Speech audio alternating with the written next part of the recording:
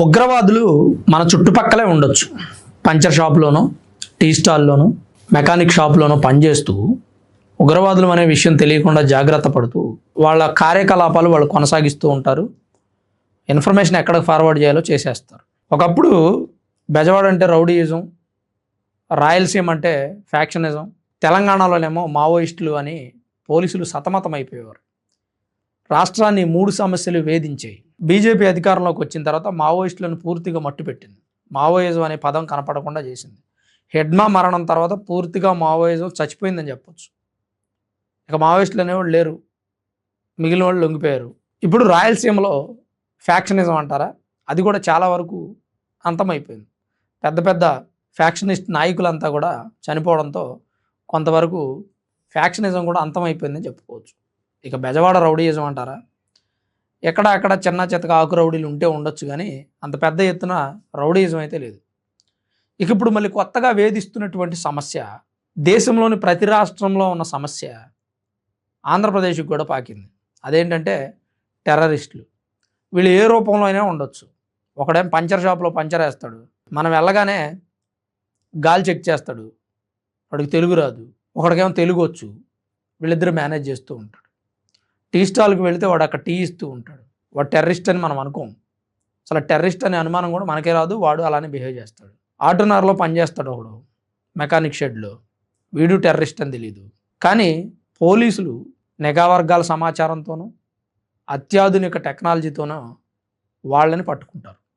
విజయవాడలో అరెస్ట్ అయిన 3 కూడా, ఒకడు ఆటోనార్లో పనిచేస్తాడు, ఇంకో 2 ఒకటి టీ స్టాల్లో పనిచేస్తాడు, ఇంకొకటి ఏదో పని చేస్తాడంట. ఒకటి పేరు డానిష్, ఒకటి పేరేమో సోహెల్ బేగు, ఒకటి పేరు షరీఫ్. వీళ్ళు 3 ఉగ్రవాదులే. వీళ్ళతో పాటు ఇంకో 13 మందిని కూడా అరెస్ట్ చేశారు. అయితే వీళ్ళ వెనకుండి కథ నడిపిస్తుంది సాయిదా బేగం, హైదరాబాద్కి చెందినటువంటి మహిళ. ఈమె వీళ్ళందరినీ ఒక గ్రూపులో జాయిన్ చేసుకొని పాకిస్తాన్కి ట్రైనింగ్ పంపించడానికి అవసరమైనటువంటి కార్యకలాపాలన్నీ కూడా చేసేసుకుంది బ్యాక్గ్రౌండ్లో. ఇప్పటి వరకు ఆంధ్రప్రదేశ్లో, తెలంగాణలో, కర్ణాటకలో, మహారాష్ట్రలో, జమ్మూ అండ్ కాశ్మీర్లో ఉగ్రవాద శిక్షణ తీసుకోవడానికి రెడీ అయిన వ్యక్తులందరికీ ఒక గ్రూప్ ఏర్పాటు చేసి వాళ్ళందరినీ సిద్ధం చేసి పాకిస్తాన్ ట్రైనింగ్ పంపిస్తుందట. ప్లానింగ్ అది. వీళ్ళ ఫోన్లు, వీళ్ళు సెర్చ్ చేసేటువంటి ఇన్ఫర్మేషను, వీళ్ళు ఫార్వర్డ్ చేసేటువంటి ఇన్ఫర్మేషన్ అంతా చూసిన తర్వాత జాకీర్ నాయక్తో కూడా సంబంధాలు ఉన్నాయంట వీళ్ళకి. జాకీర్ నాయక్ వీడియోలు చూసి కూడా ఇన్స్పైర్ అయ్యారట. విజయవాడలో దొరికినటువంటి వ్యక్తులతో సహా జమ్మూ అండ్ కాశ్మీర్లో పట్టుకున్నారు. ఉత్తరప్రదేశ్ మీరట్కు చెందిన సోహెల్ అనే వ్యక్తి రాజస్థాన్లోని ఖాటూ శ్యామ్ మందిరం మీద దాడి చేయాలని ప్లాన్ చేస్తున్నాడంట. వాడిని అరెస్ట్ చేశారు. ఆ చుట్టుపక్కల ఉన్నటువంటి ఫోటోలు, వీడియోలు తీయటం, ఎవరెవరు వస్తున్నారు, ఏంటి, ఆ మందిరం యొక్క గొప్పతనం ఏంటి, అసలు ఏం జరుగుతుందనే ఇన్ఫర్మేషన్ అంతా పాకిస్తాన్కి ఫార్వర్డ్ చేస్తున్నాడు. అలానే నౌషద్ అనే పంక్చర్ షాప్ అంట వీడిది. ఢిల్లీలో India air base near by ఉంటాడు వీడు. ఏం జరుగుతుంది ఏంటి, అక్కడ ఎవరెవరు వస్తున్నారు ఏంటి, ఆ ఇన్ఫర్మేషన్ అంతా పంక్చర్లు వేస్తూనే వాడి పని వాడు కామ్గా కానిస్తున్నాడు. ఏం జరుగుతుందని ఫోటోలు తీయటం, వీడియోలు తీయటం, ఎవరైతే ఏజెంట్ ఉన్నాడో వాళ్ళకి ఫార్వర్డ్ చేయడం. ఇది కాకుండా జమ్మూ అండ్ కాశ్మీర్లో ఎన్ఐఏ దాడులు చేసి 22 మందిని అరెస్ట్ చేసింది. అంటే సుమారు దేశవ్యాప్తంగా 55 మంది పట్టుబడ్డారు. మరి పట్టుబడని వాళ్ళు ఎంతమంది అంటే, ఈ రకంగా మన చుట్టుపక్కల ఎవడైనా అనుమానాస్పదంగా ఉంటే ఖచ్చితంగా మనం పోలీసులకు ఇన్ఫర్మేషన్ ఇవ్వాల్సిన అవసరం ఉంది. ఎవడు టెర్రరిస్ట్ అనేది నీకు తెలియదు, నాకు తెలియదు, కానీ వాడు అనుమానాస్పదంగా ఉన్నాడు, తెలుగు మాట్లాడడం రావట్లా, ఏదైనా అడిగితే జంకుతున్నాడు, భయపడుతున్నాడు అనుకోండి, వాడు టెర్రరిస్టో కాదో పక్కన పెట్టండి, ఫస్ట్ అయితే పోలీస్ కంప్లైంట్ ఇవ్వండి. టెర్రరిస్టో కాదనే విషయం వాళ్ళు తెలుస్తారు.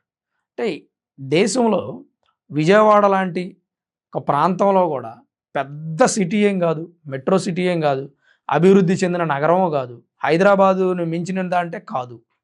ఒక రకంగా చెప్పాలంటే విజయవాడ ఒక పెద్ద పల్లెటూరు లాంటిది, అన్ని సౌకర్యాలు ఉన్నటువంటి పల్లెటూరు. అలాంటి ఒక ప్రాంతంలో కూడా మారుమూలన 3 టెర్రరిస్టులు, వాళ్ళతో పాటు 10 మంది టెర్రరిస్టులు అరెస్ట్ అయ్యారంటే వీళ్ళ నెట్వర్క్ అడుగడుగునా ఉంది వీళ్ళ నెట్వర్క్. అంటే ఏం జరుగుతోంది, దేశాన్ని ఏం చేయాలని ప్లాన్ చేస్తున్నారు, దేశంలో ప్రతి మూలన కూడా టెర్రరిస్టులను తయారు చేస్తున్నారు. మరి వీళ్ళని పనిలో పెట్టుకున్న వాళ్ళు ఎవడో తెలియకుండా ఎందుకు పనిలో పెట్టుకుంటున్నారు, విజయవాడ వస్తున్నారు, పనిలో జాయిన్ అవుతున్నారు, తన పని చేసుకుంటూనే ఈ టెర్రరిస్ట్ కార్యకలాపాలకు పాల్పడుతున్నారు. వీళ్ళకి పనినిచ్చేటువంటి వాడు ఎవడు, అసలు నువ్వెక్కడ, నీదే ఊరు, నువ్వేం చేస్తున్నావు అనేది ఎంక్వైరీ చేసుకోవాలి కదా యజమానులు కూడా పనిచ్చేవాడు. పశ్చిమ బెంగాల్ నుంచి, ఒరిస్సా నుంచి, బీహార్ నుంచి వస్తున్నారు. విజయవాడ, హైదరాబాద్ మొత్తం వాళ్ళే ఉన్నారు. అసలు వాళ్ళు ఎవడో కూడా తెలియదు సరిగ్గా.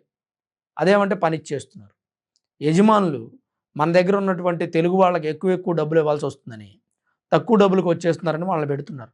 వాళ్ళని పెట్టడం వల్ల దేశానికి చాలా నష్టం జరుగుతుంది. వాడు ఎవడైనా నిజంగా బ్రతుకు తెరువు కోసం వచ్చిన వ్యక్తుల పరిస్థితి వేరు. ఇవాళ ఎవడు బ్రతుకు తెరువుకి వచ్చాడో, ఎవడు దేశాన్ని నాశనం చేయడానికి వచ్చాడో తెలియదు. గబా పనిచ్చేస్తున్నారు, పనిలో పెట్టేసుకుంటున్నారు, వాడితో వెట్టి చాకిరీ చేయించుకుంటున్నారు. వాడు ఇక్కడ చాకిరీ చేస్తున్నాడని మీరు అనుకుంటున్నారు, కానీ వాడి పని కాముగా గాని చేసుకుంటున్నాడు. దేశానికి చాలా ప్రమాదం ఉంది ప్రస్తుతం ఉన్నటువంటి పరిస్థితుల్లో. ఏ మూలన ఏ టెర్రరిస్ట్ ఏ రూపంలో ఉంటున్నాడో అర్థం కావట్లేదు. వాడు పంక్చర్ వాడైనా, టీ షాప్ వాడైనా, మెకానిక్ షాప్లో పనిచేసేవాడైనా అస్సలు నమ్మలేనటువంటి పరిస్థితి. నిన్న విజయవాడలో దొరికిన ఉగ్రవాదులు కానీ, దేశవ్యాప్తంగా దొరికినటువంటి 50 మంది ఉగ్రవాదులు కూడా పెద్దగా ఆర్భాటంగా ఉన్నటువంటి వ్యక్తులైతే కాదు. సాదాసీదాగా బ్రతికేటువంటి రోజువారీ కూలీలు. వాళ్ళని టార్గెట్ చేసి ఉగ్రవాదంలోకి లాగుతున్నారు కొంతమంది ఆ ఉగ్రవాదానికి సంబంధించినటువంటి నాయకులు. వాళ్ళు తద్వారా పాకిస్తాన్ పంపించి, పాకిస్తాన్లో ఉగ్రవాదం ట్రైనింగ్ ఇచ్చి అల్ ఖైదాలోకి లేదంటే ఐఎస్ఐలోకి పంపించేసి వాళ్ళని ఉగ్రవాదులుగా మార్చేస్తున్నారు. తిరిగి మళ్ళీ వాళ్ళు మన దేశం మీదే దాడి చేస్తారు. ఈ దేశంలో ఉంటారు, ఈ దేశంలో తింటారు, పెరుగుతారు. ఒక రకంగా చెప్పాలంటే వీళ్ళు పాకిస్తాన్ స్పై కంటే డేంజర్. పాకిస్తాన్ స్పై వీళ్ళకంటే కొద్దిగా బెటర్. వాడు డైరెక్ట్గా పాకిస్తాన్ నుంచి ఇక్కడికి వస్తాడు, స్పైలాగా వ్యవహరిస్తాడు. వాడి పని అంటే వాడు చూసుకొని వెళ్ళిపోతాడు కామ్గా, మన దేశానికి సంబంధించిన రహస్యాలన్నీ చేరవేస్తాడు. కానీ వీళ్ళు ఇక్కడే పుట్టి, ఇక్కడే పెరిగి, ఇక్కడే ఉండి మన దేశానికే స్పైలాగా వ్యవహరిస్తున్నారు. మరి ఇలాంటి వ్యక్తులను ఏం చేయాలి? ప్రభుత్వం ఎక్కడైనా కఠిన చర్యలు తీసుకొని ఉగ్రవాదులతో లింకులు ఉన్నాయని డౌట్ వస్తే నిర్దాక్షిణ్యంగా ఉరేస్తాం అనేటువంటి ప్రకటన అయినా చేయాలి. లేదంటే దొరికిన వాళ్ళకి కఠినమైన శిక్షలైనా విధిస్తే మరొకళ్ళు మన దేశంలో ఉగ్రవాదానికి బలవకుండా ఉంటారు. వీళ్ళ తల్లిదండ్రులు బాధపడతారు, అలాగే వీళ్ళ జీవితం నాశనం అయిపోతుంది. దాంతోపాటు దేశాన్ని నాశనం చేస్తున్నారు, చుట్టుపక్కల వాళ్ళని కూడా నాశనం చేస్తున్నారు. అలాగే పనిలో పెట్టుకునే యజమానులు కూడా జాగ్రత్తగా 1కి 10 సార్లు ఆలోచించి పెట్టుకుంటే మంచిదని నా అభిప్రాయం. మరి విజయవాడ లాంటి ఒక మారుమూల ప్రాంతంలోని ఉగ్రవాదులు దొరికారంటే మరి బయట పరిస్థితి ఎలా ఉంది? పెద్ద పెద్ద సిటీల్లో జల్లెడేసి కూడా పట్టలేనంతమంది జనం ఉన్నటువంటి సిటీల్లో పరిస్థితి ఏంటి? ఇసుకేస్తే రాలన్నంత జనం ఉంటారు కొన్ని సిటీల్లో. అక్కడ ఉగ్రవాదులు ఈజీగా సర్వైవ్ అవ్వగలుగుతారు. మరి వాళ్ళని ఎలా పడుతుంది ప్రభుత్వం? ఈ విషయాలన్నింటి మీద ప్రభుత్వాలు చర్యలు తీసుకుంటే బాగుంటుంది. ఈ వీడియో మీద మీ అభిప్రాయాన్ని తప్పకుండా కామెంట్ రూపంలో రాయండి. అలానే విజయవాడ లాంటి ఒక ప్రాంతంలో కూడా టెర్రరిస్టులు పాగా వేశారు అంటే పెద్ద పెద్ద సిటీల్లో కూడా ఉండే ఉంటారు కదా, దాని గురించి కూడా మీ అభిప్రాయాన్ని కామెంట్ రూపంలో తప్పకుండా రాయండి. అలానే వీడియో చూస్తున్న ప్రతి ఒక్కరూ దయచేసి లైక్ చేయండి. Thanks for watching this video. This is Ram signing off Sunraj studios.